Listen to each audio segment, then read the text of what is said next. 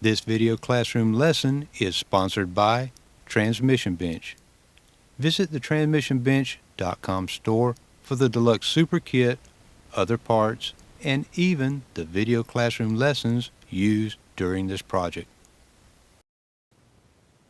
The journey of 1,000 miles begins with that very first step, and we begin reassembly of our E4OD 4R100 now.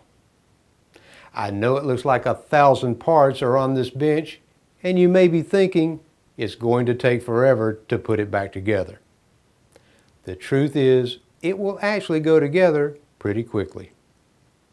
As a matter of fact, after you build 2 or 3 of these transmissions, you'll find out you can tear down and put one together in about 3 to 4 hours. It's great to have you back. This is E4OD 4R100 class, lesson 10. In the last lesson, we took a look at the new parts and products for this project. In this lesson, we'll begin using them. The goals of this lesson are preparation of the case and reassembly of the rear section of the transmission. Before we actually start on case preparation, I want to encourage you to take the time to do a little literary preparation by reading the instructions from the Superior Correction Kit and the Transgo Reprogramming Kit if you are installing it too. The parts and procedures are not only for the valve body, but also for the drivetrain area of the transmission. Even though I'll take you through each step in later video lessons, make yourself aware beforehand of where the kit parts go and what modifications need to be made in order to avoid making mistakes. For example, according to the instructions from the Superior Kit, Step 10, the last step, you are supposed to remove every third spring from the low reverse spring cage on 1989 through 1995 models. As you can imagine, it would be a disaster to find out you need to do this after the entire drivetrain had been put back into the case. It always helps to read the instructions first. Again, I will demonstrate the installation steps of both kits, and to help clarify the procedures even better, a visual indicator like this one will appear on screen during the steps. This way, at a glance, you'll have information to let you know which kit and step the modifications go with. It's time to get started. We'll begin where the teardown ended. Let's prepare the case. At this point, the case should be clean, dry, and healthy. If any of the bolt hole threads were stripped out, they should have been repaired with helical coil inserts. Our first step of reassembly is to replace the selector shaft seal. Use a medium-sized flathead screwdriver to pry it out.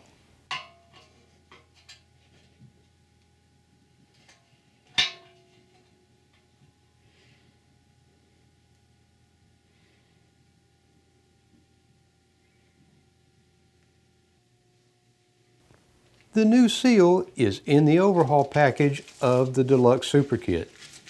You'll find it in a sub-kit bag labeled Miscellaneous Parts.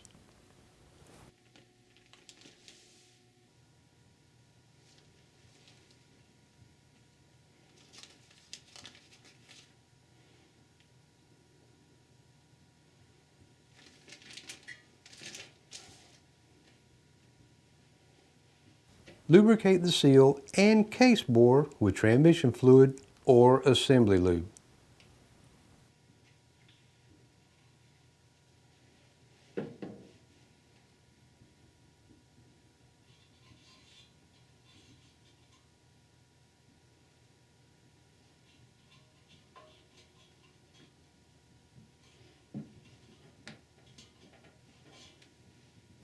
drive it in with a 7/8 inch socket, extension, and hammer.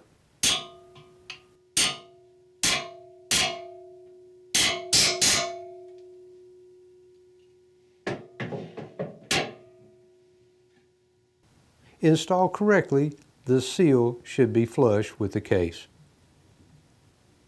Moving along, we'll begin reinstalling the rear section of the transmission. To make this easier, I've repositioned the case upright by placing it onto the homemade wooden stand. Get the low reverse clutch piston from the parts bench.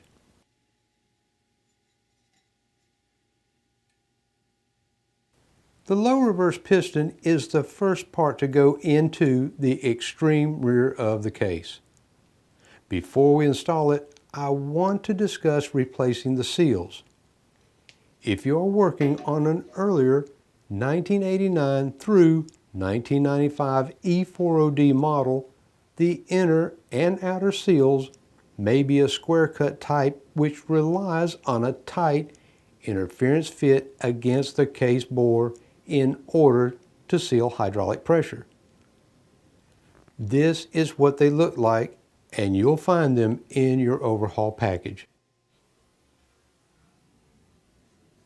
As you can see in this close-up, the seals actually have a square shape. Again, this type of seal is only used on 1989 through 1995 models. Simply remove the old ones and install the new ones now. On later models, you'll encounter a lip type seal like you see here. Our 2000 model year transmission uses this type of seal, and it deserves a little further discussion. As you can see, there is a lip or flare which moves outward as hydraulic fluid and pressure act against it. Think of it like an open umbrella and how it reacts when wind gets beneath it and tries to pull it from your hand. Pressure in this direction flares the lip outward to seal against the case bore. This is how lip seals work and is a concept you need to understand, not only because you'll encounter it throughout most transmission, but also because you must install them correctly. In other words, not upside down. Before we remove them, let's get the new lip seals from the overhaul package. You'll find them in a separate sub-kit labeled Low Reverse Clutch.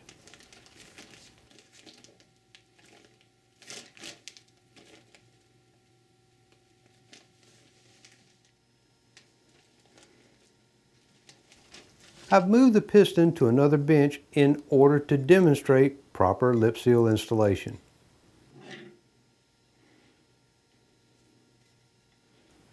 Notice how one side of the seal, which we'll call the top side, is completely flat. The other or underside, where fluid and pressure are present, is not flat and has a circular undercut where the lip pivots outward. Always remember to install the seal in such a way fluid pressure pushes the flare outward. The chamber for hydraulic fluid pressure is underneath the piston, so the seal should be installed like so. Remove the old seals and install the new ones.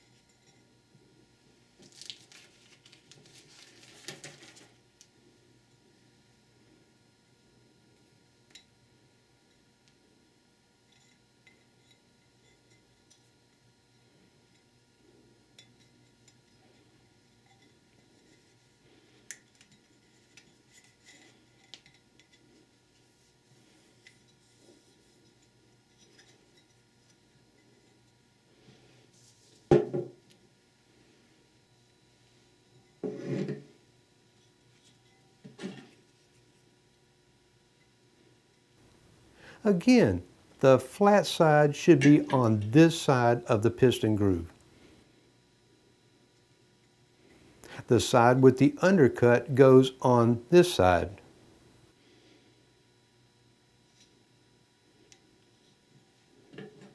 The same concept applies to the inner seal too.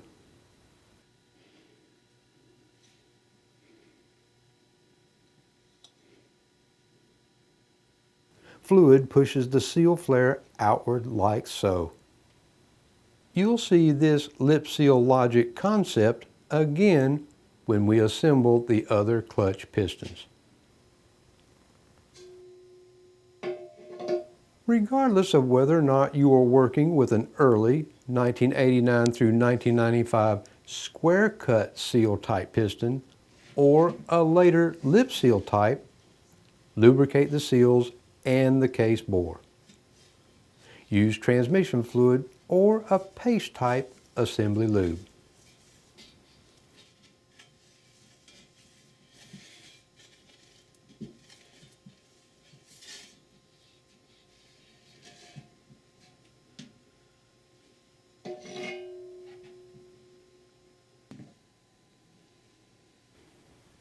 Again, even though I'll use a paste type lube product, you can also use transmission fluid. From now on, you will see me dispense it from time to time from this small bottle which has a spout. It's actually from a Clairol women's hair coloring kit. Your wife, girlfriend, or even your mother can get you one.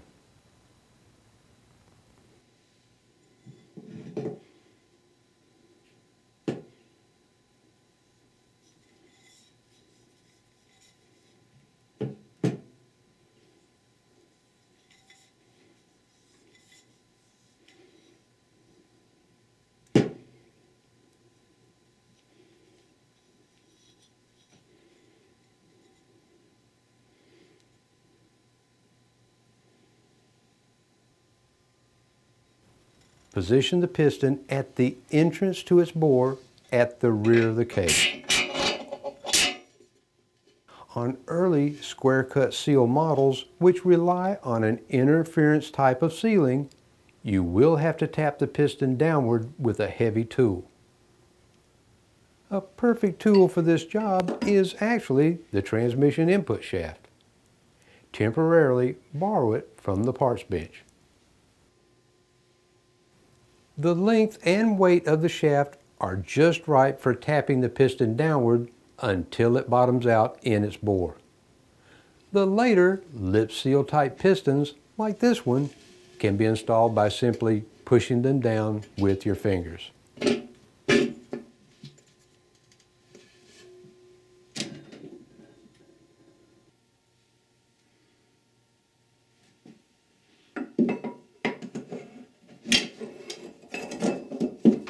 Installation of the piston return spring cage is next. Get it from the parts bench.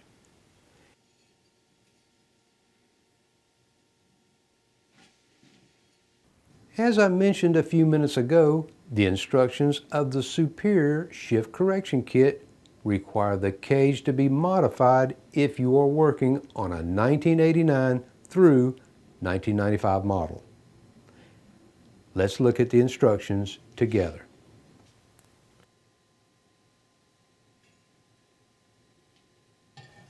According to step 10 of the Superior Kit instructions, every third spring in the cage should be removed on 1989 through 1995 models only. This is easily done with pliers. Simply twist while pulling and they will detach from the cage.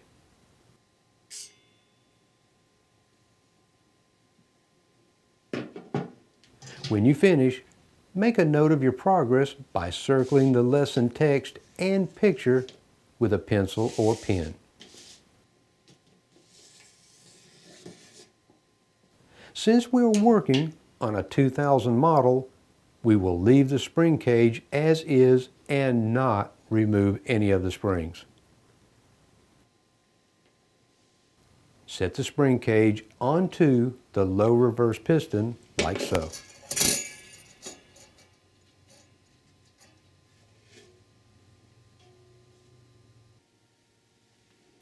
The next part to install is the low reverse roller clutch inner race.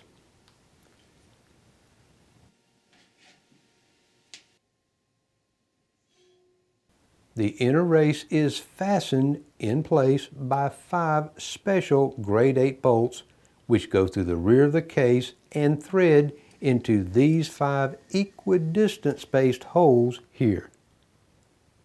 Take special note of this smaller hole. It is a fluid passage which intersects with this hole where fluid exits in order to cool and lubricate the rollers. You must line up the passage on the inner race with its corresponding passage in the case.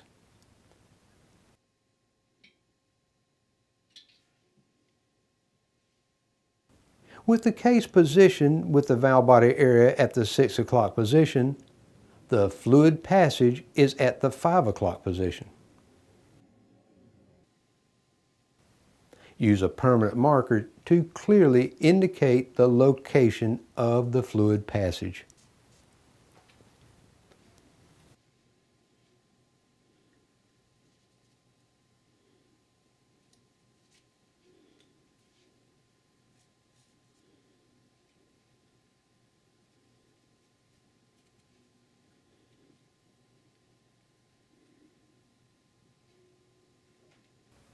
Mark the passage location in the case too.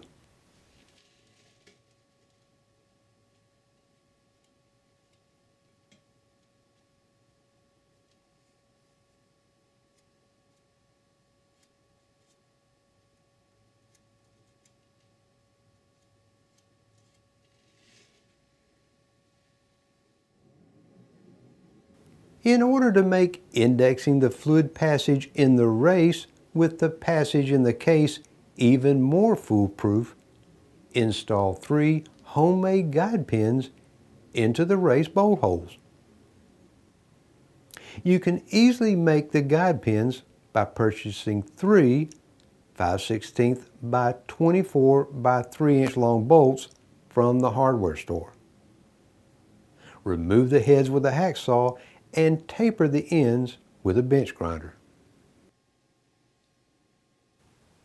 Install 2 of them beside the fluid passage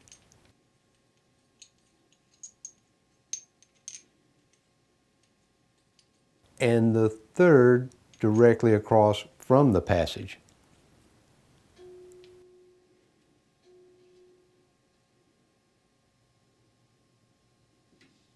Line up the mark on the race with the mark in the case and lower the inner race into place.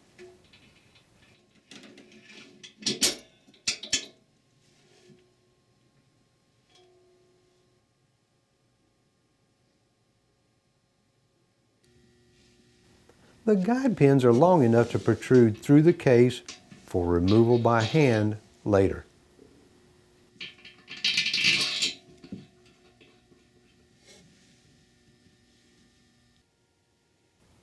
Get the 5 bolts which fasten the inner race to the case. They have 7/16 heads with 6 lines indicating they are grade 8 and are conspicuously different than other bolts used in this transmission. Install 2 bolts through the 2 holes with no guide pins. You will only be able to start them with 1 or 2 turns.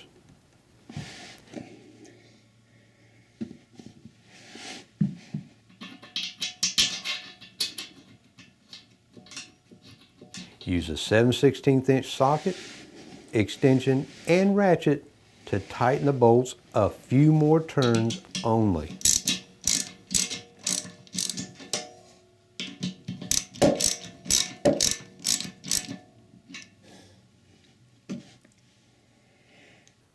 Remove the case from the stand, turn it over, and set it bell housing down onto the floor. Remove the guide pins and install the other 3 bolts.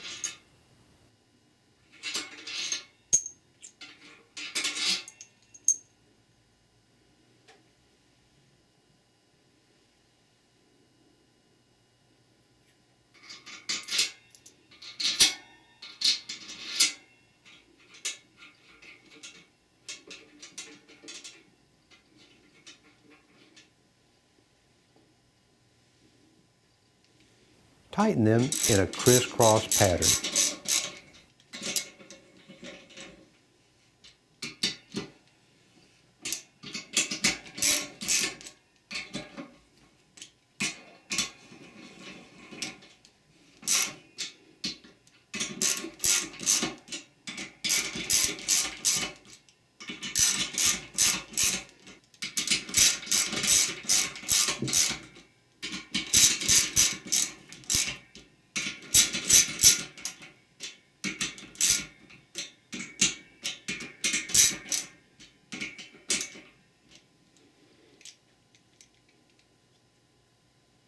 Use a torque wrench to finally tighten them to about 240 inch-pounds, 20 foot-pounds, or 24 to 34 Newton meters.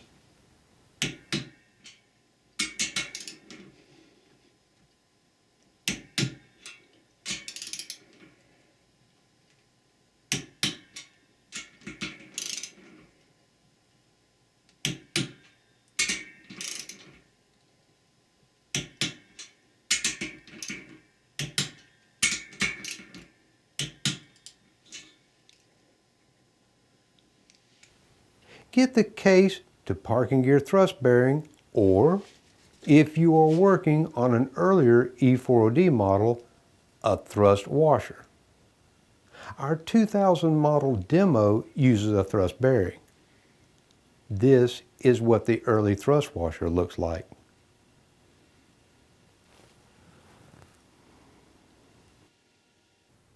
If you are working on a 1989 through 1995 E4OD model, apply a generous amount of assembly lube to the back of the thrust washer in order to hold it into place and install it like so.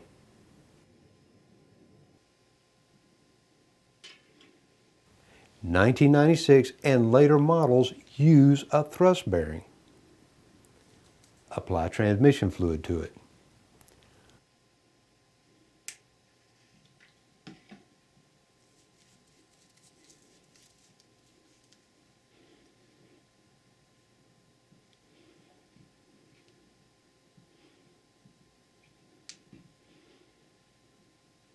Put a generous amount of assembly lube onto the back of it and install it with this tab indexed like so.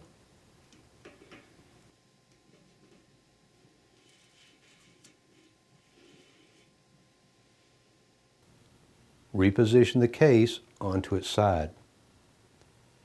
Get the output shaft and parking gear assembly.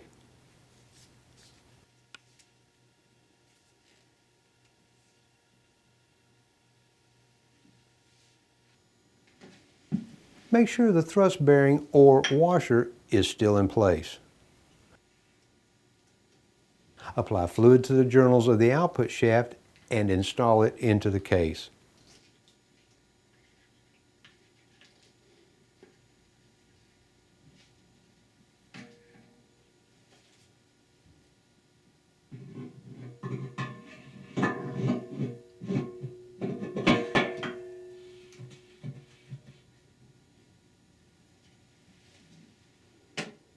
Without moving the shaft, maneuver the case so that the end of the shaft is against a wall in order to prevent it from moving.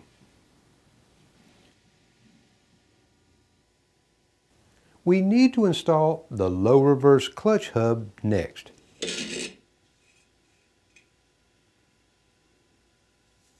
As I mentioned in an earlier lesson, replace the entire roller and spring assembly if any of the rollers or springs are damaged. Apply fluid to all of the rollers and springs.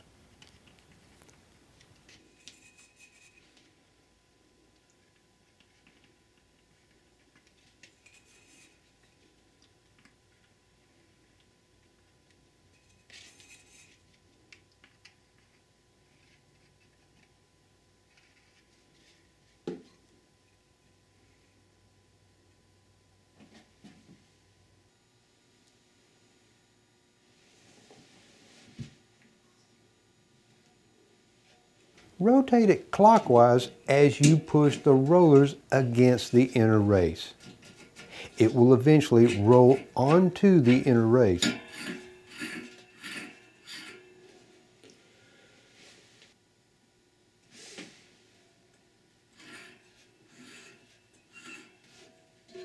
Installed correctly, the roller and spring cage will be about 1/16 of an inch below the end of the inner race. The output ring gear and hub assembly, along with the output hub to inner race thrust bearing, go in next.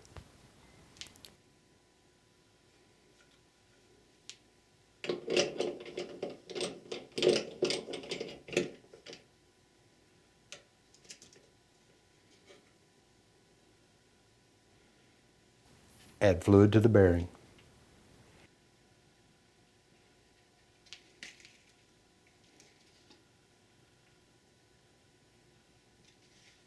It should rotate freely and feel silky smooth.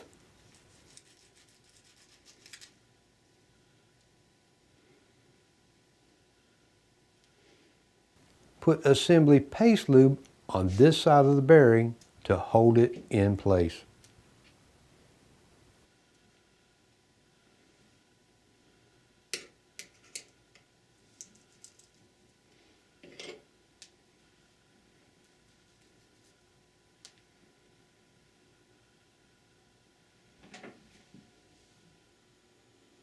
These parts are correctly installed when the race of this bearing is against the roller clutch inner race.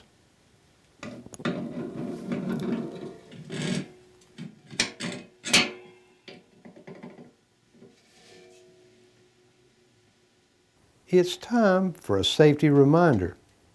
If you have forgotten to wear your safety glasses, put them on now. Get the output shaft to hub snap ring.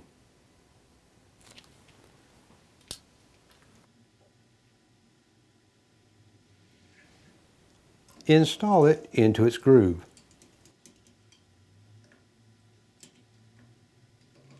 Push on it to make sure it is fully seated.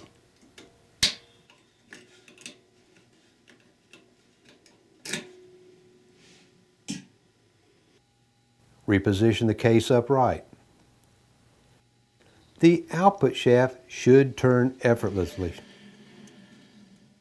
The next step is to install the rear planetary gear carrier. Our demo 4R100 transmission has an aluminum carrier with 3 planetary gears. It requires 3 tab thrust washers on each side of it. Use assembly lube to paste them into place.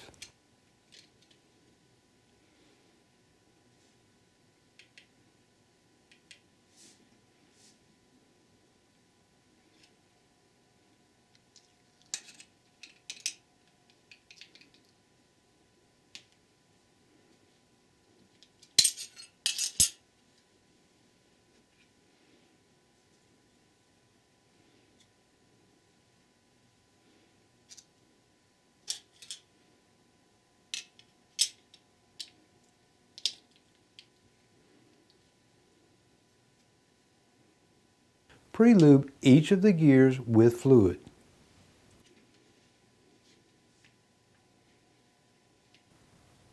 As I mentioned in an earlier lesson, the carrier used in the model you are working on may be different.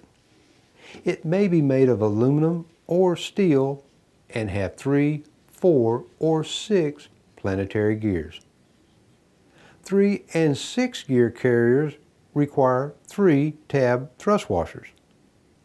The 4 gear carrier uses 4 tab washers. Install it like so into the output ring gear and low reverse hub.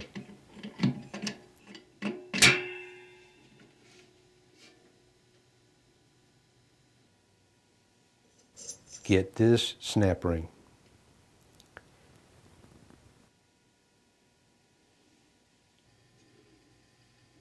This snap ring fits into a groove on the inside of the low reverse hub. Its purpose is to fasten the hub to the end of the planetary carrier in order to prevent it from rubbing the spring cage below it. Lift up on the hub slightly in order to get the snap ring into the groove.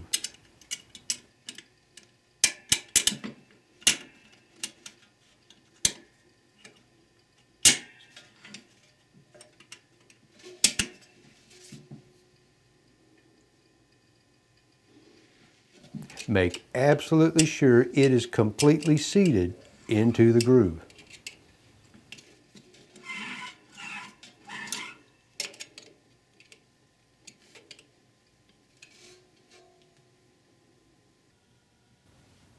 Installation of the low reverse clutch pack is next. It consists of a wavy cushion plate, many friction and thin steel plates, a very thick end plate, and a snap ring. I'll take the pack to another work area in order to discuss it further.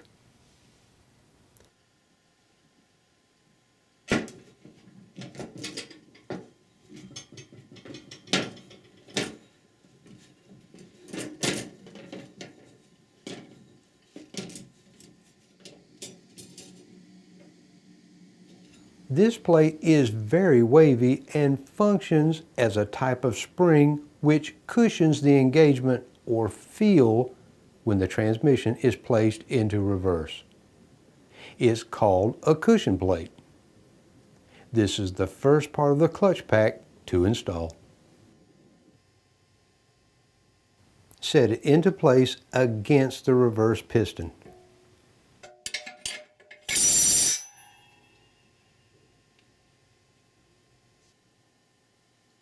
Our demo transmission has 5 friction and 5 steel plates. Depending upon the model you are working on, there may be as few as 4 or as many as 6 of each. These parts are always replaced and they come in the kit. Let's get them. The reverse clutch steel plates are easy to identify because they look considerably different than the plates for other clutch packs. Here they are. There are 6 of them.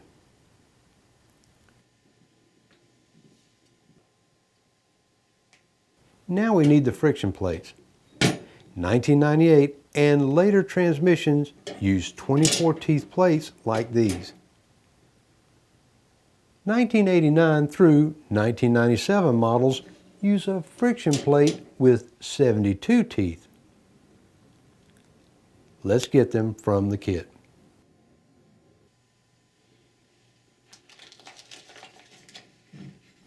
Here they are. Because this kit is specifically for our year 2000 demo transmission, it has the correct 24 tooth type friction plates. There are 6 of them.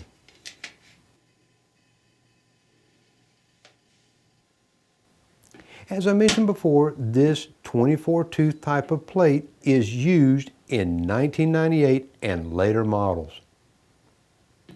If you're working on a 1989 through 1997 model, your appropriate kit will have reverse friction plates like these. They have a much finer 72 tooth count. Obviously, we will not use this type because we are working with a 2000 model transmission. Regardless of which type you use or which clutch pack you may be putting together, friction plates should never be installed dry. Prepare them by dipping them into or soaking them in transmission fluid.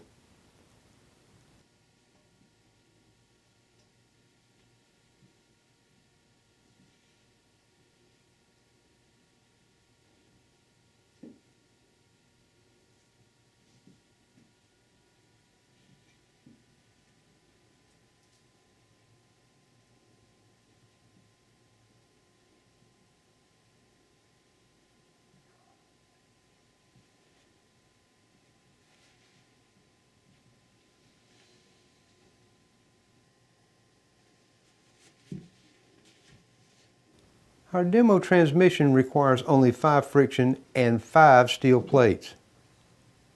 Get 5 new ones of each.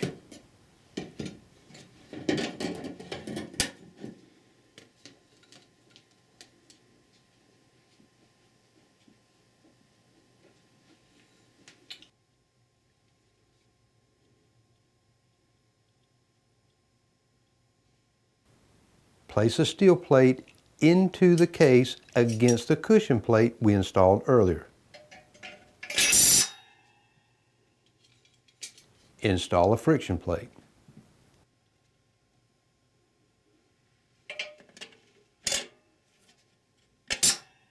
Continue in this manner until all 5 friction and steel plates have been installed.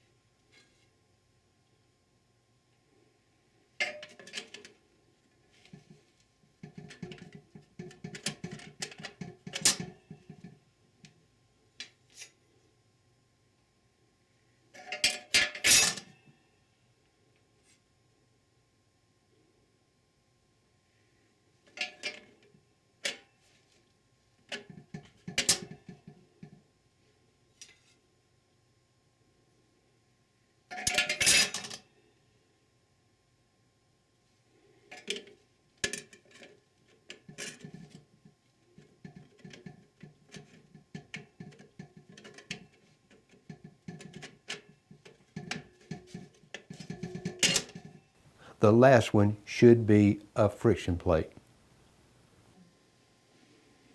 Get the thick end plate and snap ring.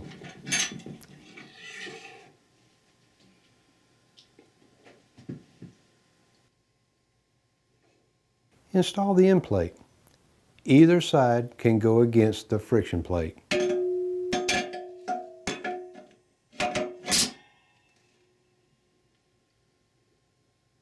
Finally, install the snap ring.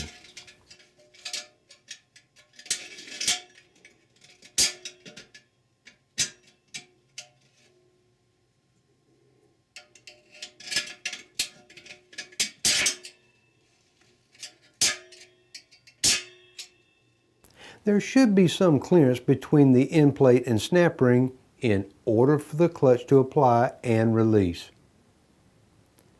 If you cannot install the snap ring, you may have installed too many plates. The drive shell goes in next. Get it and take it to another work area.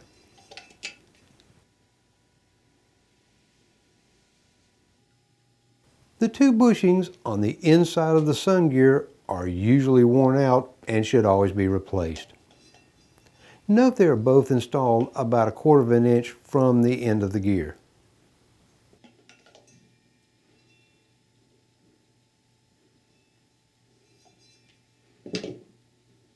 Remove them with a bushing driver or large screwdriver and hammer.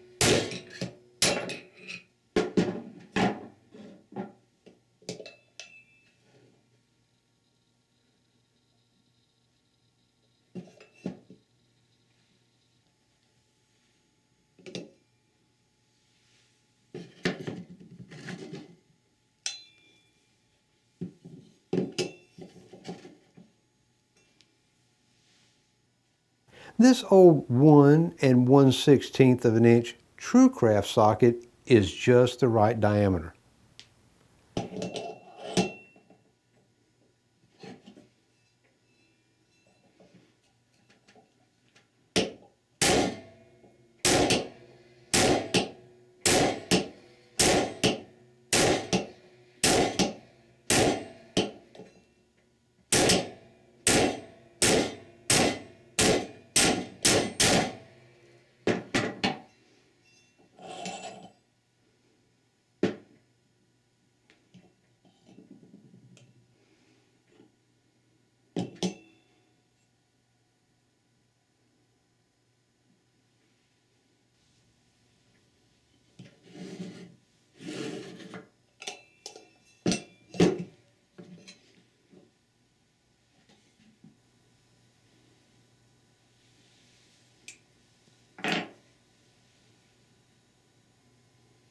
If you do not have an appropriate diameter bushing driver, you can begin installing the new ones with an engine valve or large socket.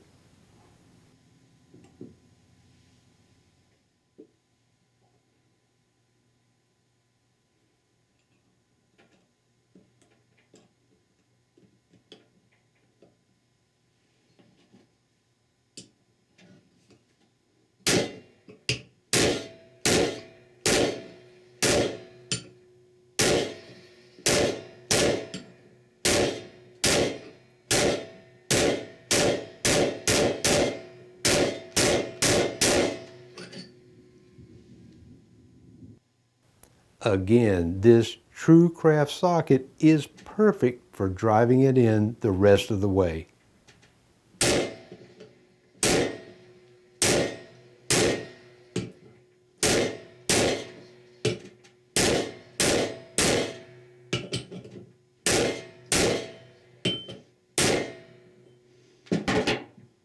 Use what you have on hand.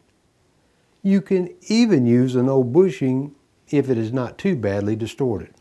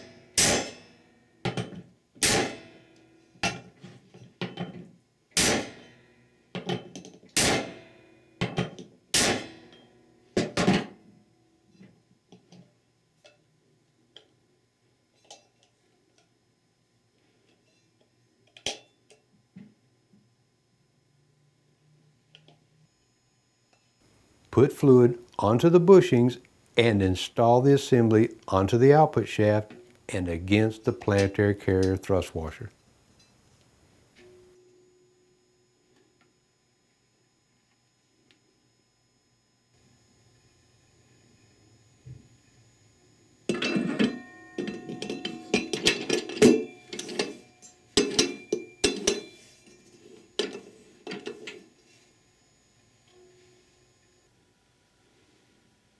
Add fluid to the sun gear to forward planetary carrier thrust bearing.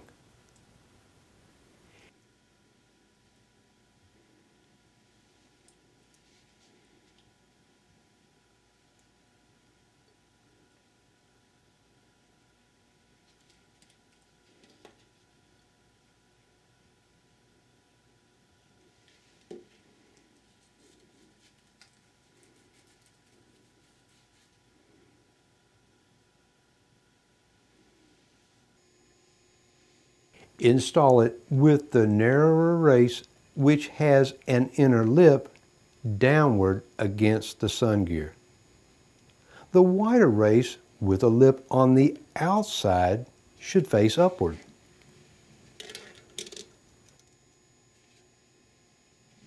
This lesson has run a little longer than normal, but we are almost finished. Before we conclude this session, let's install the last small group of parts which make up the rear section of the transmission. Turn them over and get the forward planetary gear carrier.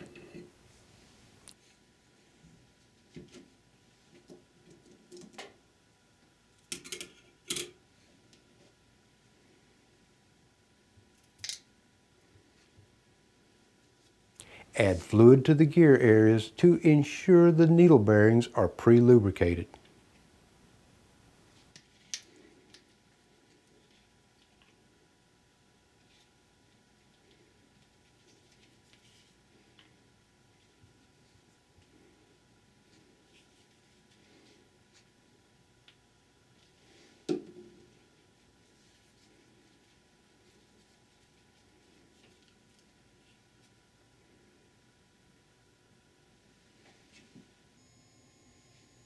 The planetary carrier is easily installed like so.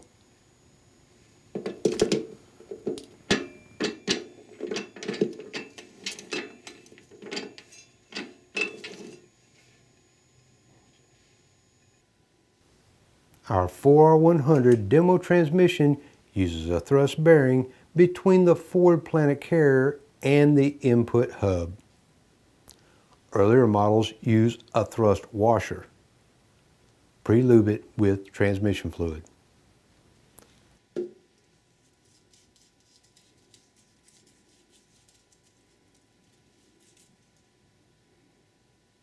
Like the other thrust bearings, this one can only be installed correctly one way. The narrower race with the inner lip goes downward onto the shoulder of the carrier.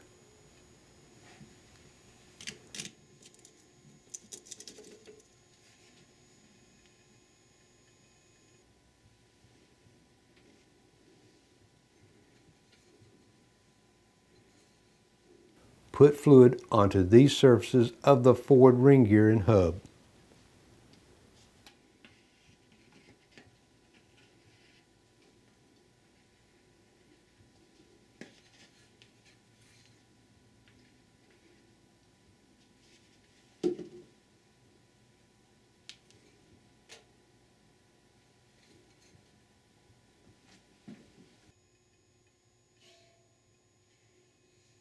Rotate it until it falls into place, engaging the planetary gears.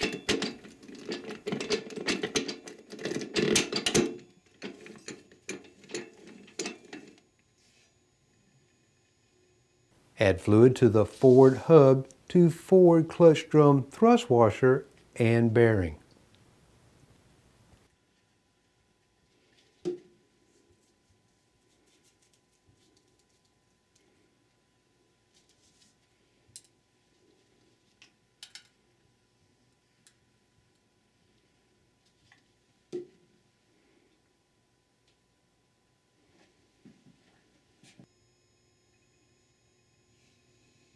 Index the 3 tabs of the washer with the pockets in the hub and set it like so.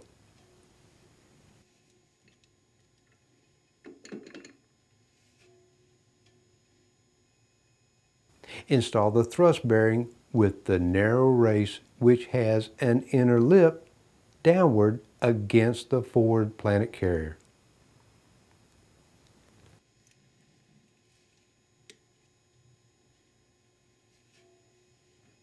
This completes the reassembly of the transmission rear section. Join me later in Lesson 11 and we'll work on the midsection, which includes the forward and direct clutch drums, as well as the band and intermediate clutch pack. I'll see you then.